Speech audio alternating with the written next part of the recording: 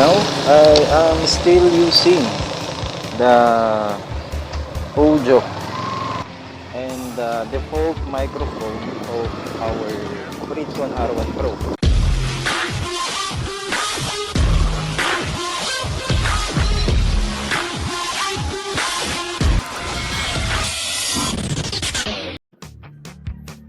Okay, so what's up guys? So this is for the English version of how we use this or how we remove the wind noise of our FreedConn R1 Pro using Bluetooth recorder. Okay, so I already uploaded earlier the Tagalog version, and for now we are going to do is the English version so that our friends who cannot understand Tagalog will have, or they will have an idea on how they are going to use the FreedConn R1 Pro without the noise if they want to start vlogging, okay, for vlogging purposes. Okay, so as you can see, my phone is Huawei, so I do not have a Google Play Store. But what I'm going to do here is to search for Bluetooth or any Bluetooth recording application that is available, and maybe this one is also available in the Play Store. So we have here too a Bluetooth recorder. Okay, so we're going to download first the one, and we are going to try this, and then another one, so that we can test some of the apps available. And we're going to compare what best suits or what suits best to our needs. And another is, if you're going to look at this one, this is on the first one, this is what I am using on the first video. So if you happen not to found this on your Google Play Store, so it's like they change their name. Okay, for the first step, of course, we have to open our R1 Pro and then connect it to our phone's Bluetooth.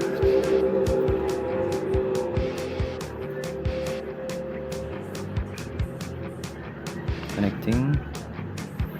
Okay, and then we have here different applications. Okay, first so what I'm going to try to show you here is that if you're going to download any Bluetooth recording app, you're going to try if it is going to record or not. Then if not, then you can also try other applications. So try any application that would suit best with your phone. Okay, so first we're going to try to use the first one. I'll just screen record so that I'll have a better view. Okay, and then since this is the first time, we're going to allow permission first. Allow. Okay, then open the app again.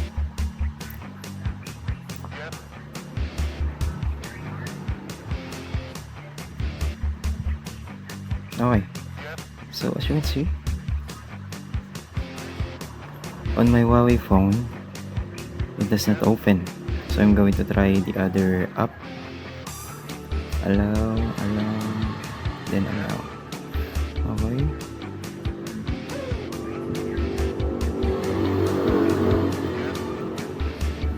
Status, stop. Okay. We have to try to use the Bluetooth mic headset, and for me, okay, that's it. Okay, we'll try to use this application.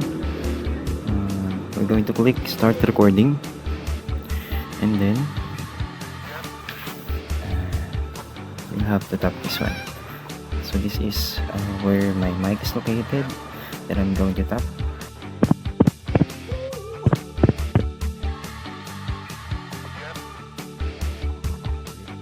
Hello, sound check. Sound check. Hello. So 1, 2, 3. 1, 2, 3. Sound check. End of the mic test.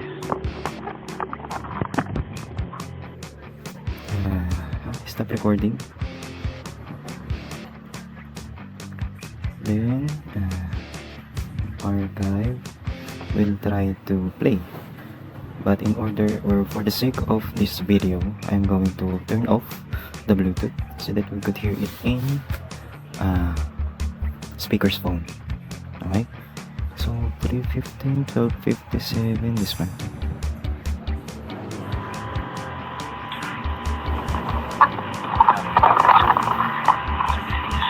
Where my mic is located, let's turn it up.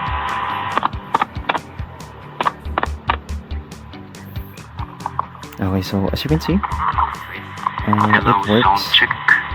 Sound check. Hello. So 1, 2, 3. 1, 2, 3. Sound check. End of the mic test. Try the other application, which is named as this one, the earbuds. Okay, and then do not forget to connect again the phone to our R1 Pro. Okay, and then we'll try to open this. Now. Okay, do not forget to turn on and connect. Then we're going to connect or try to use this one, the earbuds. Okay, so I think this is the latest view. This is the latest icon, the latest app, the latest view of what I've used on the application or on my first video. That's why some of you do not see it on either Google Play Store or in APK Viewer. Okay, so make sure that you are going to select the Bluetooth headset, and it says there, do not plug in wired headset. So in my case, we do not we're not going to use wired because we're going to use the Bluetooth or the microphone of our R1 Pro. Okay, so we'll try to record now. Allow. Okay, so as you can see, the time started. So in order to test the capability, I'll just put here my helmet, and there is a mic, and my phone is far away. Right now, what you're hearing is still on the camera, this one. But now, okay. So this is on the Bluetooth application. So I'm just talking and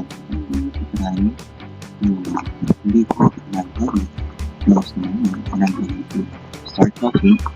Sound check. Hello, mic test. Sound check. Hello, mic test. Sound check. Hello, mic test. Sound check. Hello, mic test. Sound check. Hello, mic test. Okay, so recording stop.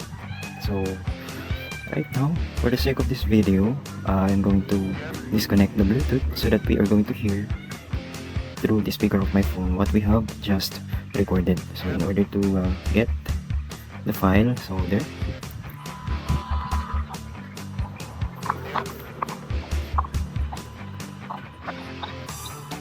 Okay, so as you can observe, you cannot hear because we are far away from the mic.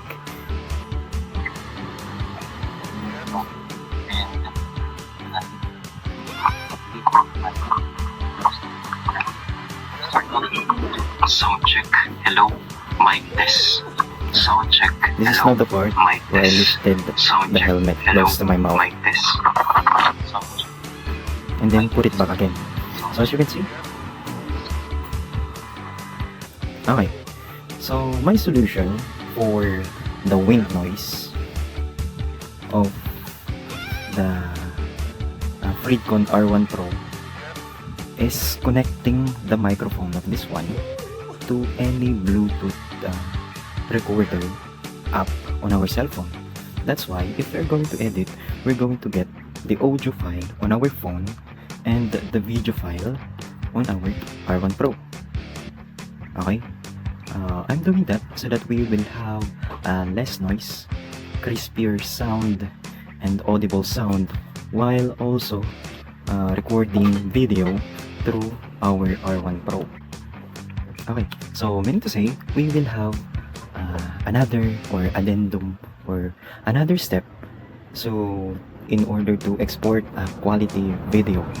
Okay, so I repeat, the way I get or the way I solve it is through the use of Bluetooth microphone recorder to record the audio, and for the video is we're going to use the R1 Pro's camera.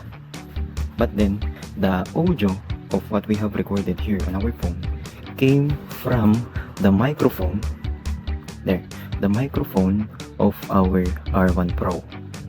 Okay, so that's it. I hope that I help you with how we're going to use the FreedConn R1 Pro.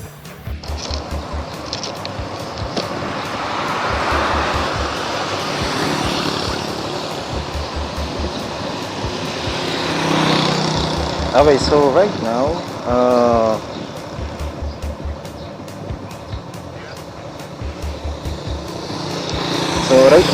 I am still using the audio and the default microphone of our FreedConn R1 Pro.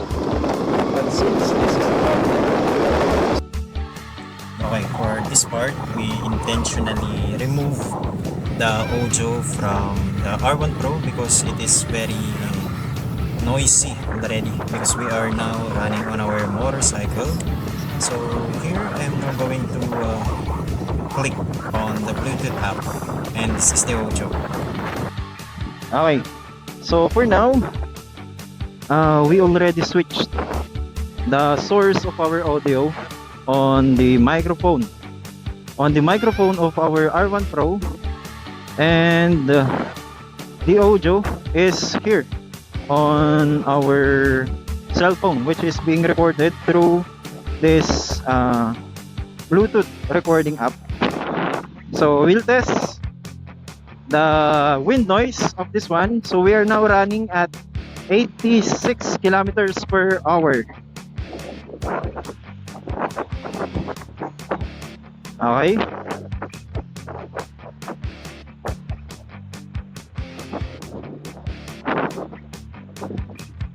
that's it. And then we are now going to open our visor to test if there are still wind noise. But we're running for about 40 kilometers per hour, so expect that there is somewhat wind noise, but it's not that loud.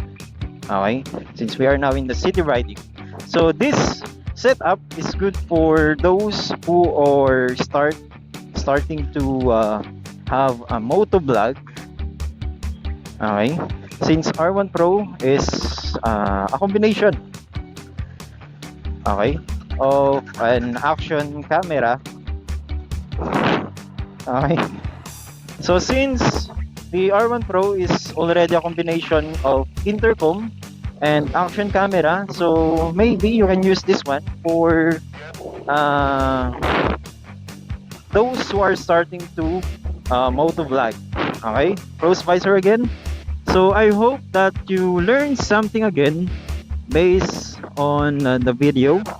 Okay, so I hope you learned something new again with our video, and if I helped you, please do like, share, and subscribe, and help our fellow motovloggers and riders to gain knowledge on whatever devices that we are going to use, and also knowledge on the road. So this is me.